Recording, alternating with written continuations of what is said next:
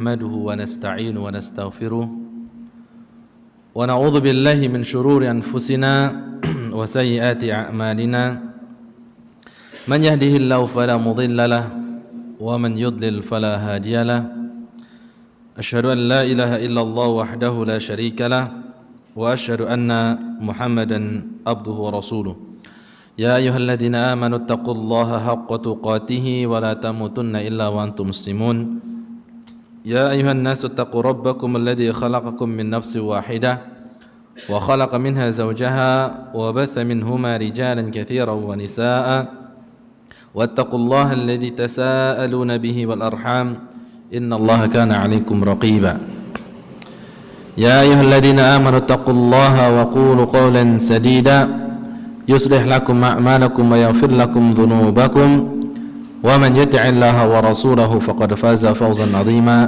أما بعد فإن أصدق الحديث كتاب الله وخير الهدي هدي محمد صلى الله عليه وسلم وشر الأمور محدثاتها فإن كل محدثات بدعة وكل بدعة ضلالة وكل ضلالة في النار.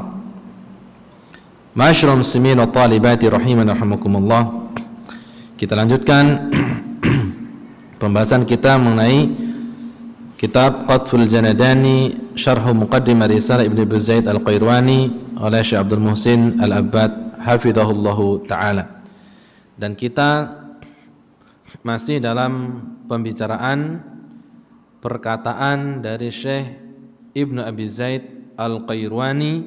Beliau mengatakan Allah 'alal arsy istawa wa 'alal mulki ihtawa, yaitu Allah Subhanahu wa taala bersemayam di atas arsy dan Allah Subhanahu wa taala menguasai seluruh kerajaan.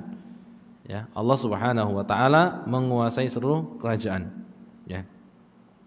Kemudian di sini kita membicarakan kemarin tentang firman Allah Subhanahu wa taala Ar-Rahmanu 'alal arsy istawa, yaitu Allah Subhanahu wa taala bersemayam di atas arsy. Wa qad jaa itsbatu istiwa'illahi 'ala arsyihi fil Qur'ani fi sab'ati mawadhi. Ya. Di dalam Al-Qur'an ada penyebutan Allah Subhanahu wa taala bersemayam di atas arsy sebanyak 7 tempat. Ya. Di dalam Al-Qur'an Allah menyebutkan Allah bersemayam di atas arsy di 7 tempat. Di antaranya Allah Subhanahu wa taala berfirman dalam surah Thaha ayat kelima, Ar-Rahmanu 'alal arsy istawa. Ya. Ar-Rahmanu 'alal arsy istawa. Ar-Rahman, Allah Subhanahu wa taala yang Maha Pengasih, beliau bersemayam di atas arsy. Ya. Kemudian wa qala tsumma istawa 'alal arsy. Kemudian juga firman yang lainnya di dalam surah Al-A'raf ayat 54, tsumma istawa 'alal arsy. Ya, Allah Subhanahu wa taala bersemayam di atas arsy. Yang sebelumnya ya di dalam hadis yang sahih dari Nabi SAW, ya, sebelum Allah menciptakan langit dan bumi, ya, Allah Subhanahu wa taala, ya, atau arsy-nya Allah itu di atas, singgasana Allah ada di atas air. Ya. Kemudian juga kalau kita mau lihat di dalam Al-Qur'an, ya, pertama surah Ar-Rahman ayat kelima, kemudian yang kedua surah Al-A'raf ayat ke-54. Ya, nanti silakan dibuka sendiri, ya. Al-A'raf ayat ke-54. Kemudian surah Yunus, ya. Surah Yunus ayat ke-3, ya. Kemudian surah Ar-Ra'd, surah Ar-Ra'd ayat kedua. Kemudian surah Al-Furqan ayat ke-59. Kemudian juga surah As-Sajdah ayat ke-4. Kemudian surah Al-Hadid ayat yang ke-4. Ya, di antara surah-surah tersebut dan ayat-ayatnya, ya, itu menunjukkan bahwasanya Allah Subhanahu wa taala bersemayam di atas arsy. Dan ini dalil-dalil yang membantahkan perkataan-perkataan dari firqah-firqah dhalalah, firqah-firqah sesat yang mereka mengatakan ya Allah itu ada di mana-mana. Kemudian mereka mengatakan juga, ada sebagian antara mereka mengatakan Allah itu ada di hatiku. Ya, kemudian di antara mereka juga ada yang mengatakan Allah adalah menyatu di dalam tubuh setiap makhluknya. Nah, ini adalah perkataan-perkataan yang sesat. Ya, atau ada yang mengatakan Allah itu ada tapi tidak ada di suatu tempat. Ya. Allah itu ada tapi tidak di suatu tempat sebagaimana dikatakan oleh orang-orang Al-Qadariyah. Kemudian wa ma'na istawa 'inda salafi ala wartafa'a. Menurut akidah as-salaf, akidah salaf dan kaidah-kaidah para sahabat Nabi SAW dan para ulama dahulu, ya, mereka mengartikan dan memaknai istawa itu artinya adalah ala wartafa'a, yaitu Allah Subhanahu wa taala tinggi dan semakin meninggi. Ya. Ini makna istawa. Makna istawa adalah tinggi dan semakin meninggi. Ya. Ini makna istawa sebagaimana yang dijelaskan oleh para sahabat dan juga para tabi'in dan tabi'ut tabi'in dan ulama-ulama salaf yang lainnya. Ya, ala wartafa, semakin tinggi dan semakin meninggi. Sesuai dengan apa? Sesuai dengan kedudukan Allah Subhanahu wa taala. Sesuai dengan keagungan Allah Subhanahu wa taala. Ya. Dan orang-orang yang berpemahaman seperti orang-orang Qadariyah, kemudian orang Mu'tazilah, ya mereka tidak mau mengartikan istawa itu adalah ala, tinggi. Ya. Mereka tidak mau mengartikan kata istawa itu mana sebenarnya adalah tinggi, tapi mereka tidak mau mengartikan itu. Maka mereka robah, ya, mereka robah kata istawa yang arti sebenarnya adalah tinggi dan semakin meninggi, mereka robah dengan menjadi istaula. Ya, mereka takwilkan dari istawa menjadi istaula. Apa arti istaula? Istaula itu artinya menguasai. Ya. Jadi kalau di dalam ayat ya surah Thaha contohnya tadi ayat kelima, Ar-Rahmanu 'alal arsy istawa, ya, menurut mereka artinya adalah Ar-Rahman, Allah Subhanahu wa taala 'alal arsy, di atas arsy-Nya, istawa menjadi istaula, menguasai. Allah berada di atas arsy-Nya, menguasai. Menguasai apa? Menguasai makhluknya. Ya secara kasat mata, ya, mungkin dikatakan betul, ya, secara makna. Akan tetapi secara hakikat yang sebenarnya, ya, ini adalah makna yang bertentangan dengan dalil, baik ini disampaikan para sahabat Nabi SAW atau Al-Quran dan Sunnah yang lainnya. Ya, tidak bisa dipahami. Ya. Kalau menurut bahasa mungkin bisa mereka mengotak-atik, tapi dalam dalil maka mereka tidak bisa. Ya, karena kalau menguasai, ya, menguasai maknanya ini ada sebuah menghinakan Allah Subhanahu wa taala. Ya. Nanti dijelaskan di kata-kata Syekh Abdul Muhsin, ya, selanjutnya. Makanya aqidatul salaf, aqidatul ahlussunnati wal jamaah, ya, mereka sesuai dengan penjelasan para sahabat, tabi'in, tabi'ut tabi'in, kata istawa itu artinya adalah ala wartafa'a, itu Allah Subhanahu wa taala tinggi dan semakin meninggi. Wa ammal mutakallimuna fayu'awwiluna istaula bimana istawa bimana istaula. Adapun orang-orang ahlu kalam, ya, orang-orang ahlu kalam, orang-orang filsafat, mereka mentakwilkan kata istawa menjadi istaula. Ya, menjadi istaula, dari kata istawa menjadi istaula, yaitu artinya menguasai. Wa huwa batilun, dan ini adalah takwil batil, takwil yang salah. Ya. Qala Abul Hasan Al-Asy'ari, ya, qala Abul Hasan Al-Asy'ari rahimahullah fi kitab Al-Ibana, ya, Berkata Abul Hasan Al-Asy'ari, Abul Hasan Al-Asy'ari ini adalah penggagas Firqah Al-Asy'ariyah. Ya, seorang pendiri Firqah Al-Asy'ariyah yang ini banyak diikuti di Indonesia. Ya, Asy'ariyah, Al-Maturidiyah, ya. Al-Asy'ariyah ini penggagasnya Abul Hasan Al-Asy'ari. Sebagaimana pada waktu kita sampaikan bahwa Abul Hasan Asy'ari, ya, beliau pertama kalinya mengikuti mazhab Al-Mu'tazilah, ya, kemudian beliau yang membuat keluar dari Mu'tazilah dan menggagas mazhab sendiri yang dikenal dengan mazhab Al-Asy'ariyah, yaitu adapun mazhab Mu'tazilah itu menolak semua sifat Allah Subhanahu wa taala. Akan tetapi di dalam mazhab Al-Asy'ariyah dia tidak menolak semua sifat. Ya, ada sifat-sifat yang diyakininya, ya, seperti sifat Allah 20. Ya, sifat Allah 20 itu salah satunya adalah akidahnya Hasan Al-Asy'ari sebelum dia bertaubat. Nah, menjelang akhir kehidupannya, ketika beliau, ya, banyak berhubungan dengan orang-orang salaf, akidah ulama-ulama salaf, maka beliau bertaubat kepada Allah Subhanahu wa taala dari pemikirannya dahulu, baik dari Mu'tazilah ataupun dari Al-Asy'ariyah.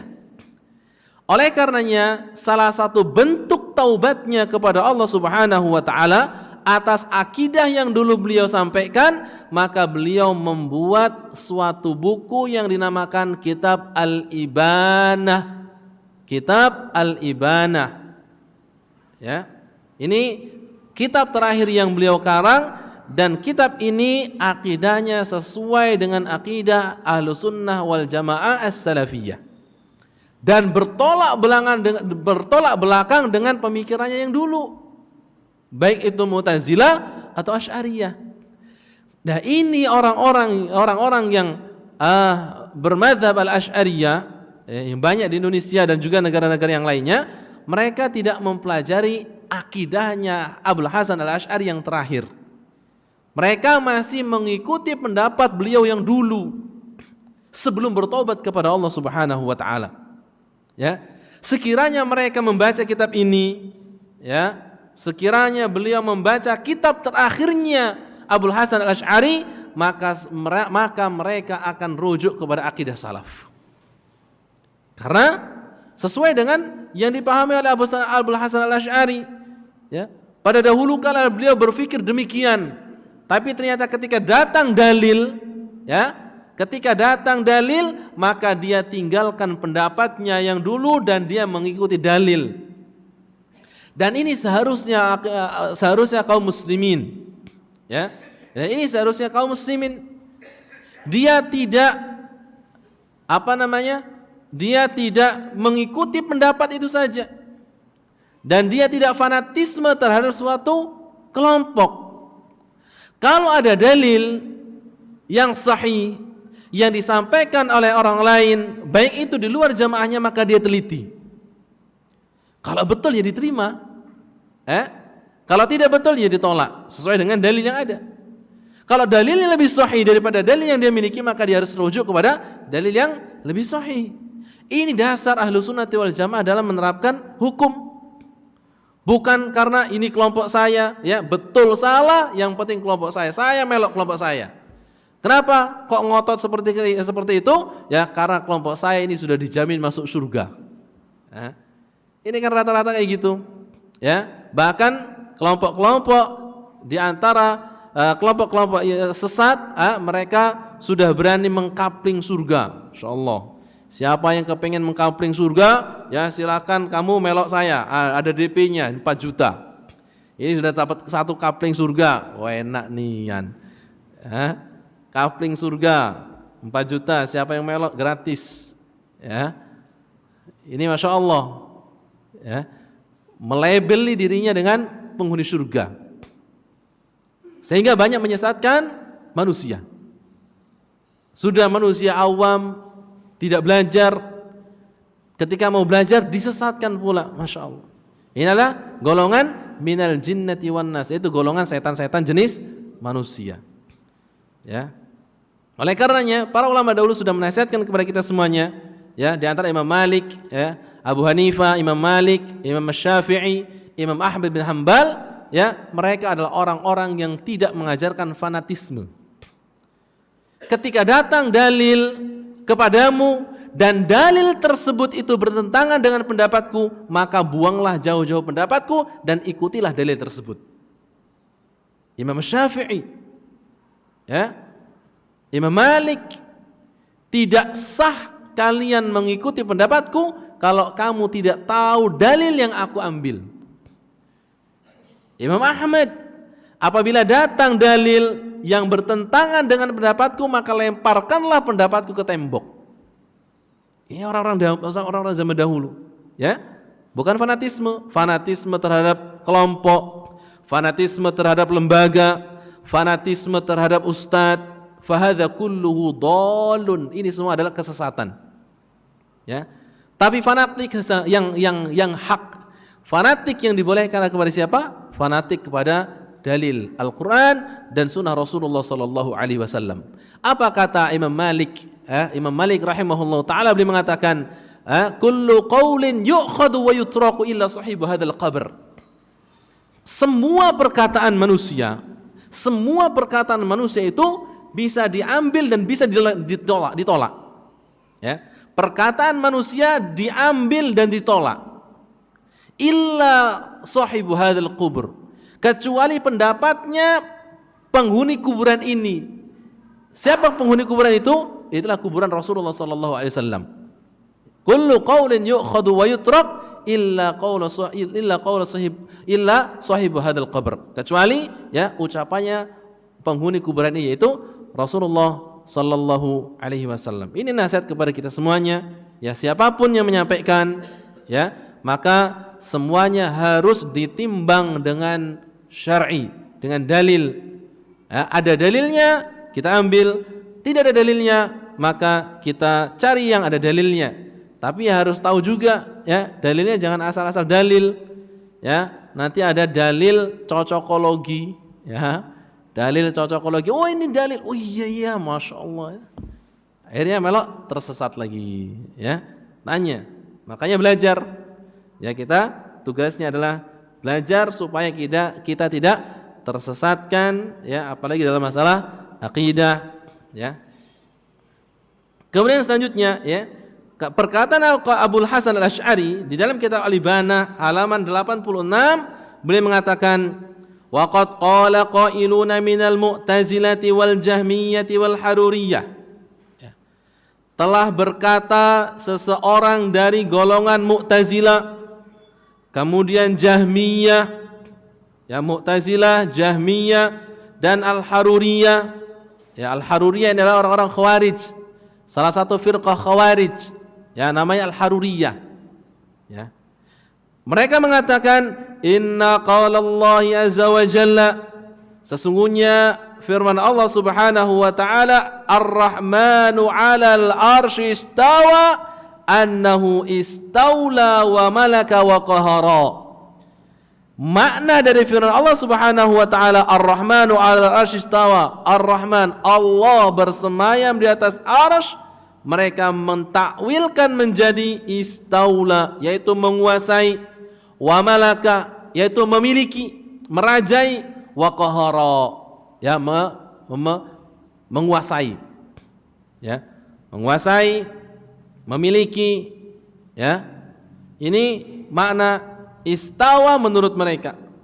Wa anna Allah azza wa jalla fi kulli makan, dan menurut mereka bahwasanya Allah itu di semua tempat ada. Ya. Allah itu berada di semua tempat. Ini pendapat mereka. Makanya tidak aneh kalau banyak orang di antara kaum muslimin yang mereka terkecoh dengan akidah mereka, kalau ditanya di mana Allah, Allah ada di mana-mana. Ya. Karena mereka ada yang mencontohkannya. Ya. Walaupun contoh tersebut adalah contoh yang keliru, yang salah dalam masalah agama. Wajahadu an yakuna Allah azza wa jalla ala arsyihi kama qala ahlul haq, dan mereka menolak makna istawa itu Allah itu bersemayam di atas arsy, sebagaimana dikatakan orang-orang yang menyampaikan kebenaran. Siapa? Ahlussunnah wal Jamaah. Mereka tolak itu. Ya. Kenapa mereka tolak? Ya mereka tolak karena logika, karena akal. Ya. Makanya sebenarnya ya, kesesatan pertama kali dalam masalah akidah, karena mereka itu mengutamakan akal daripada dalil. Ya. Lebih mengutamakan akal, menuhankan akal daripada dalil. Ya. Kata mereka, oh ini dalilnya itu tidak masuk akal. Ya, tidak masuk akal. Sehingga apa? Sehingga tolak dalilnya dan dicari makna yang lainnya. Ya. Ini pertama kali kesesatan di dalam dunia Islam itu karena mereka ya lebih mengandalkan akalnya daripada pada dalilnya. Ya. Yang tidak sesuai dengan dalil mereka tolak. Kalau sesuai dengan akal mereka baru diterima. Ya. Ini makanya mereka tersesat. Kemudian wadhahabu ilal istiwa ilal qudrah. Ya. Dan mereka mengambil pendapat fil istiwa, yaitu Allah bersemayam, ilal qudrah, artinya Allah mampu. Ya. Allah memiliki kemampuan. Kalau istawa itu diartikan sebagai memiliki kemampuan, ini salah kaprah dalam bahasa Arab. Dan ini terjemahan seperti ini, makna seperti ini tidak dikenal oleh ulama-ulama dahulu. Oleh para sahabat Nabi SAW tidak kenal dengan makna seperti ini. Para sahabat semuanya kenal makna istawa adalah ala wartafa. Sehingga apa? Sehingga secara bahasa mereka mafhum, jelas. Ya, tidak bertanya kepada Nabi SAW. Ketika Allah Subhanahu wa taala menurunkan Ar-Rahmanu 'alal 'arsy istawa, disampaikan pula oleh Nabi Muhammad sallallahu alaihi wasallam kepada para sahabatnya. Para sahabat ada yang tanya, "Ya Rasulullah, mana istawa itu adalah menguasainya?" Enggak. Ya, tapi mereka tahu. Kenapa? Karena secara bahasa mafhum, jelas. Ya, mereka tahu. Ya. Orang-orang zaman setelahnya itulah orang yang bahasanya semakin kendor. Ya. Pada zaman dahulu bahasa Arab itu kuat. Orang-orang memiliki kekuatan bahasa. Makanya mereka tidak butuh terhadap penjelasan. Kecuali disampaikan oleh Nabi Muhammad SAW. Ya. Dan orang-orang setelahnya ini, ya, orang-orang setelahnya, maka mereka ilmunya semakin sedikit. Ilmunya semakin sedikit, kekuatan bahasanya sudah mulai kurang. Ya. Dan ini memang setiap kurun waktu ya seperti ini. Makanya Nabi SAW mengatakan, la ya'ti qaumun illa ma ba'dahu syarrun min. Suatu kaum tidak akan datang, ya, generasi setelahnya itu tidak akan datang, melainkan generasi setelahnya lebih buruk daripada generasi sebelumnya. Ya. Generasi yang datang lebih buruk daripada generasi yang lalu. Generasi pertama lebih baik daripada generasi kedua. Generasi kedua lebih baik daripada generasi ketiga, dan ini adalah sunnatullah. Ya, generasi yang pertama lebih baik. Orang-orang yang belajar duluan lebih baik. Ya. Dan orang-orang yang beriman pertama kali lebih baik daripada yang kedua kalinya. Sehingga apa? Sehingga kualitas bahasa mereka menurun. Ya. Kualitas bahasa mereka menurun, akhirnya mereka ketika mentafsirkan Al-Quran, ketika menjelaskan Al-Quran, mereka tidak mengikuti penjelasan ulama-ulama dahulu dan para sahabat Nabi SAW, tapi mereka mengandalkan akal-akal mereka yang dangkal. Sehingga apa? Sehingga terjadilah penyesatan, penyimpangan dalam masalah akidah. Ya, penyimpangan dalam masalah akidah. Ya. Di zaman Nabi SAW, di zaman para sahabat Nabi SAW, ya, belum ada penyimpangan akidah, belum ada. Ya, belum ada penyimpangan akidah. Penyimpangan akidah itu mulai setelah generasinya Ali bin Abi Thalib. Ya, firqah yang pertama kali muncul dalam Islam, ya, itu adalah firqah Syiah dan firqah Khawarij. Ini yang pertama kali muncul. Ya, baru setelah itu adalah firqah Qadariyah.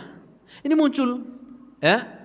Setelah generasi terbaik, generasi para sahabat hilang, generasi tabi'in hilang, maka muncullah generasi-generasi yang mana mereka itu mengandalkan akal sehingga mereka tersesat daripada akidah.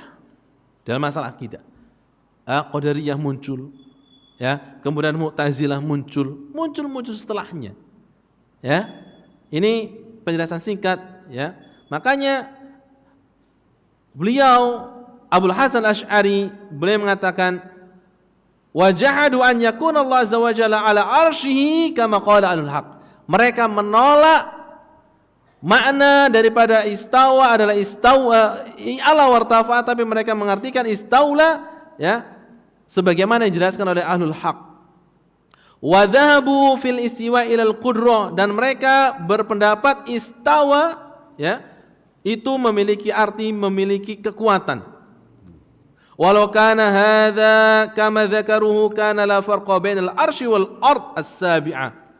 Kalau seandainya mereka mengartikan istawa itu sama dengan qudrah, memiliki kekuasaan, maka mereka berarti secara langsung menyamakan antara arsy dengan bumi dan langit. Menyamakan antara arsy Allah Subhanahu wa taala dengan bumi dan langit, jauh bedanya. Ya. Arsy Allah adalah makhluk yang paling utama. Arsy-Nya Allah adalah makhluk yang terbesar. Ya. Arsy-Nya Allah adalah makhluk yang terbesar. Di dalam athar yang sahih dari Ibnu Mas'ud, ya, beliau mengatakan sesungguhnya langit dan bumi apabila disatukan menjadi satu dibandingkan dengan kursi Allah, ya, dibandingkan dengan kursi Allah, maka bagaikan lempengan yang bulat dilemparkan di tengah-tengah padang pasir. Lempengan bulat itu adalah laksana langit dan bumi, dan padang pasir itu adalah laksanya kursinya Allah Subhanahu wa taala. Maha besar, maha luas kursi Allah Subhanahu wa taala. Dan kursinya Allah apabila dibandingkan dengan arsy-Nya Allah, maka bagaikan lempengan bulat yang dilemparkan di tengah-tengah padang pasir. Lempengan itu adalah kursinya, dan padang pasir itu adalah arsy-Nya Allah Subhanahu wa taala.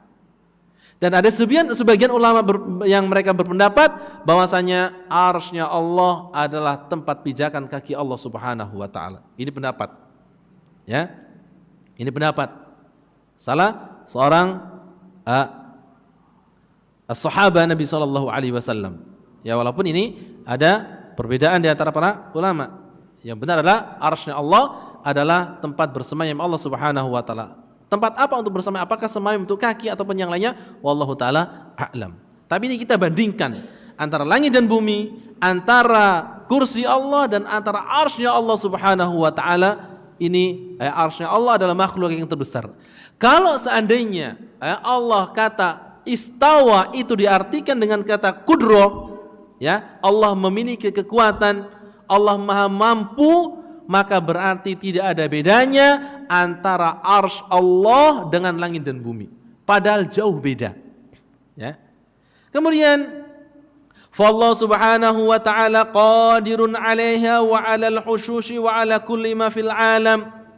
Ya, kata Syekh Abul Hasan Al-Asy'ari rahimahullah taala, padahal Allah Subhanahu wa taala mampu, ya, mampu untuk menguasai semuanya, mampu menguasai tempat-tempat yang buruk, mampu menguasai tempat-tempat yang baik, dan mampu menguasai seluruh alam.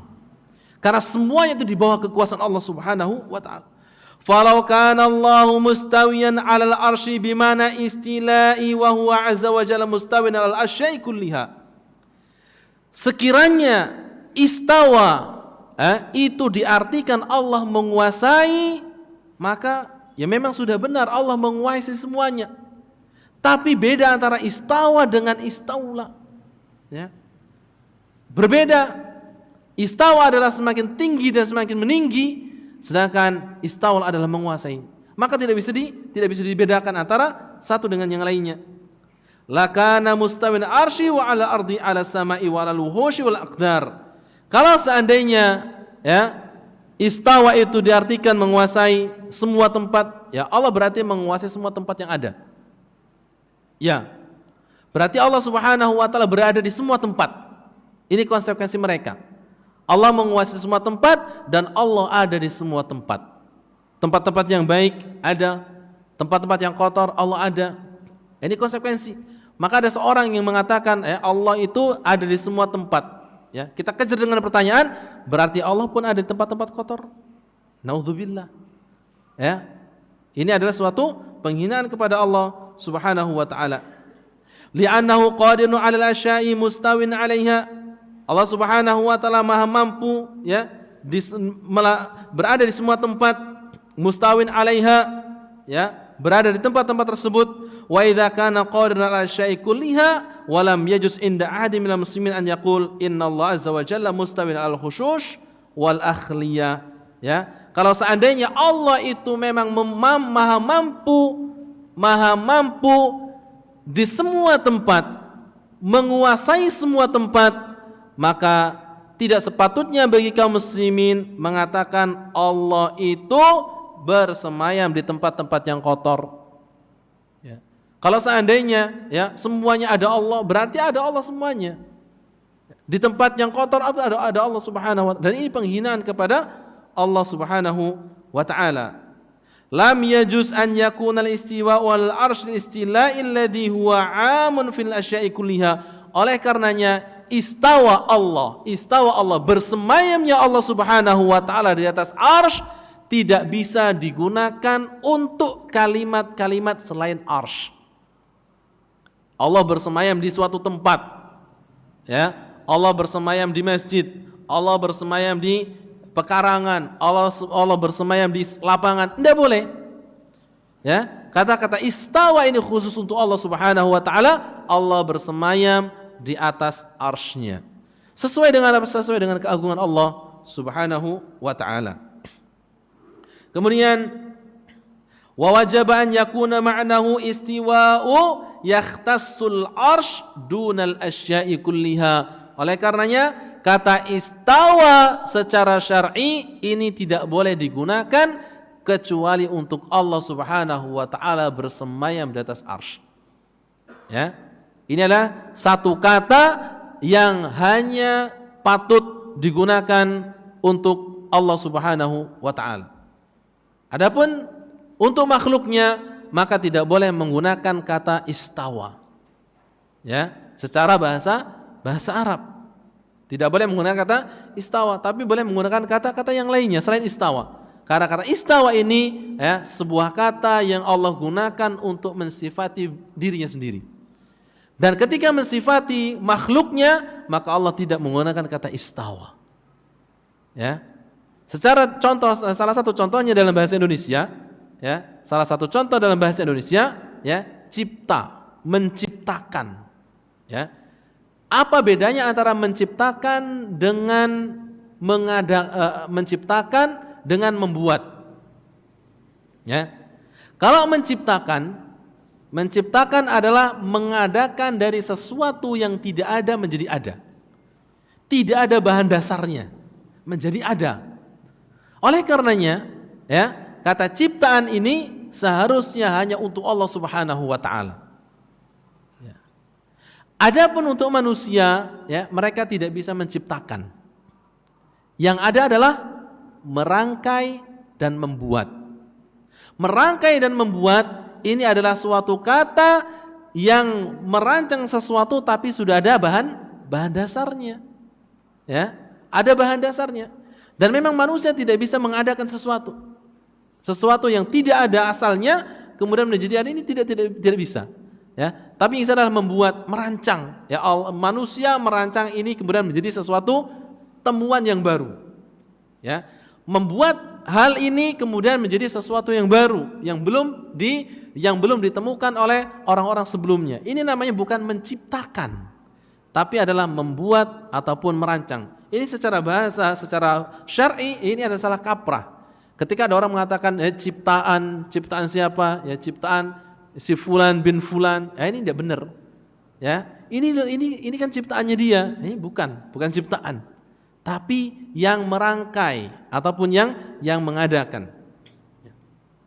Wa qad bayyana Ibnu Qayyim butlana tafsiri al-istiwa bil istila'i min 42 wajhan fi kitabih Shawaiqul Mursalah kama fi mukhtasarihi li Muhammad bin Wusili rahimahullahu taala.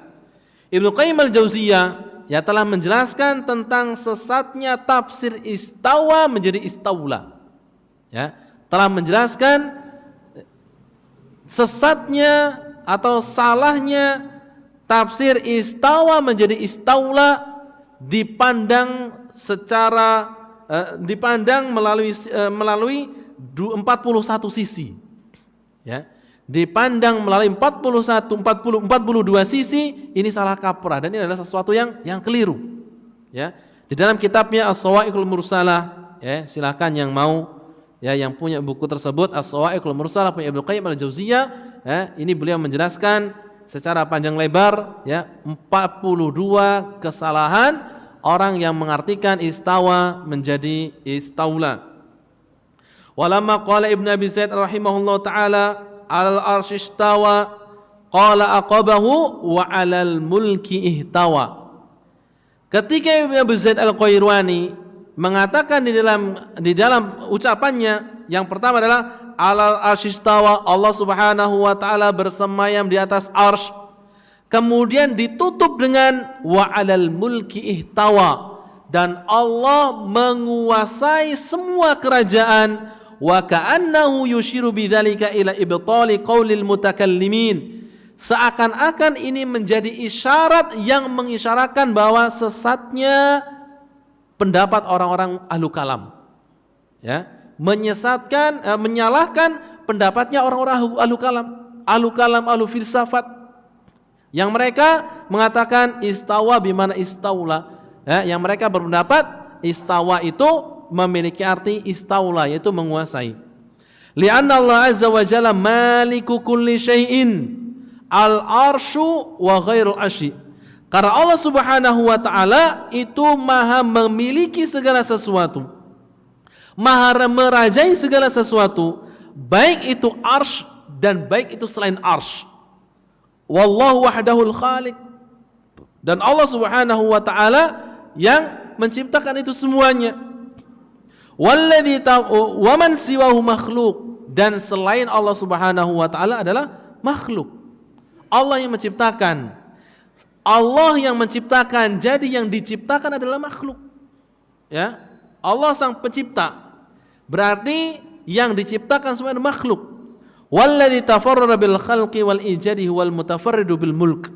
Dan sang pencipta yang mengadakan sesuatu, maka dialah yang berhak untuk dikatakan sebagai sang raja yang menguasai segala sesuatu. Qala Allah azza wa jalla, Allah Subhanahu wa taala berfirman, tabarakalladzi biyadihil mulk. Ya, maha suci Allah yang berada di tangannya semua kerajaan. Wa huwa ala kulli syai'in qadir. Dan Allah Subhanahu wa taala maha mampu untuk melakukan segalanya. Ya, Allah Subhanahu wa taala maha mampu untuk melakukan segalanya. Ini menunjukkan bahwasanya Allah Subhanahu wa taala itu adalah yang menguasai, ya, yang merajai alam semesta ini, dan Allah Subhanahu wa taala ini memiliki sifat yang berbeda dengan makhluknya. Kalau Allah Subhanahu wa taala istawa, yaitu maha tinggi dan semakin meninggi, maka tidak bisa diartikan dengan istaula, yaitu Allah Subhanahu wa taala maha menguasai. Oleh karenanya, ya, orang-orang yang berpendapat makna istawa diartikan menjadi istaula, ini merupakan sesuatu yang harus diluruskan dan harus kembali kepada dalil Al-Qur'an dan sunnah Nabi Muhammad sallallahu alaihi wasallam. Mungkin ini yang bisa kami sampaikan, kurang lebih maaf. Sebelum kita tutup, ada pertanyaan? Baik, silakan.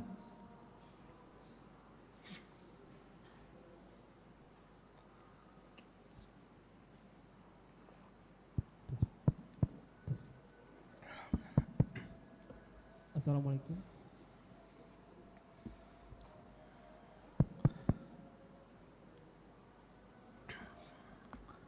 Tes.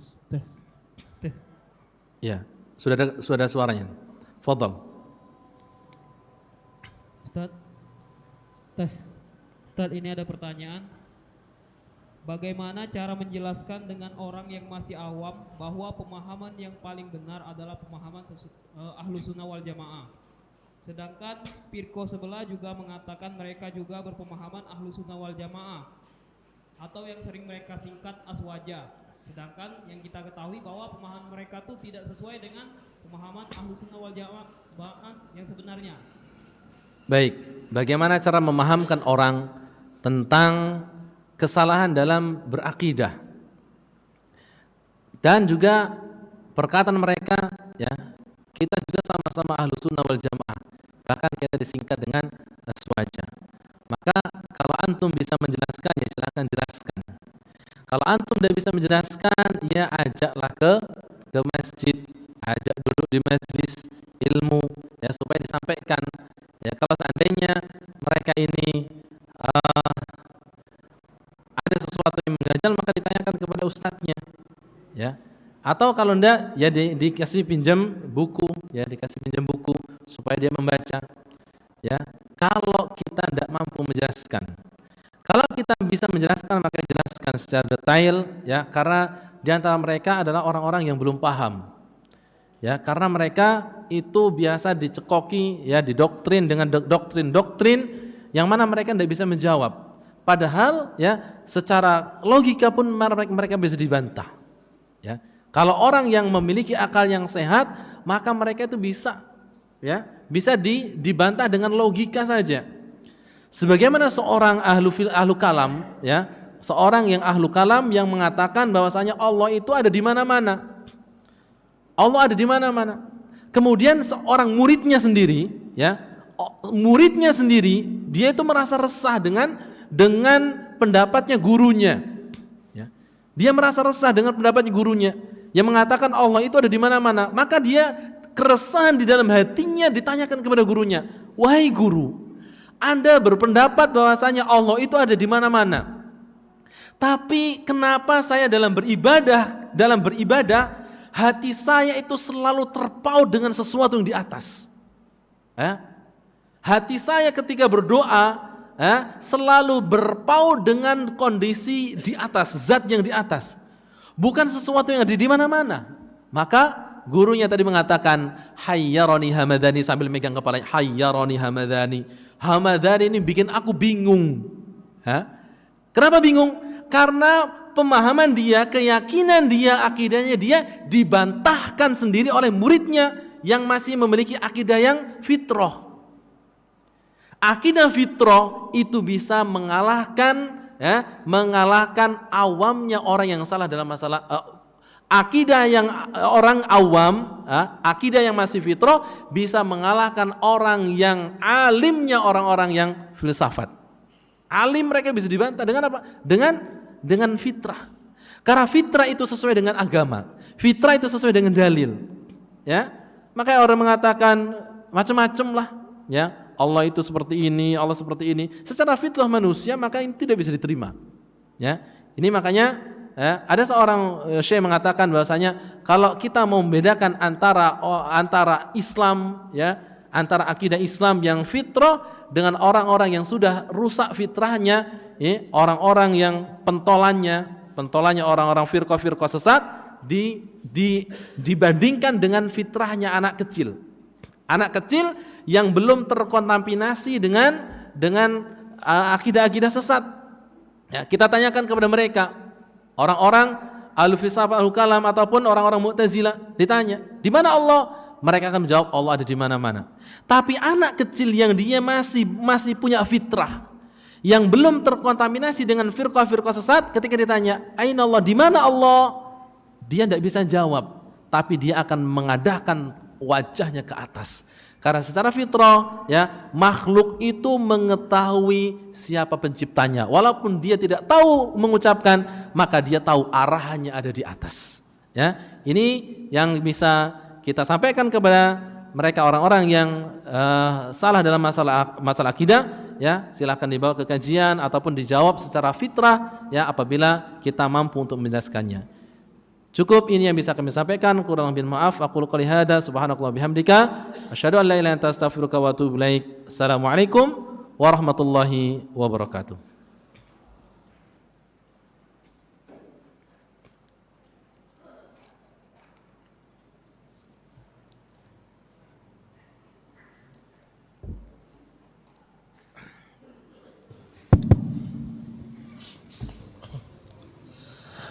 Allahu Akbar,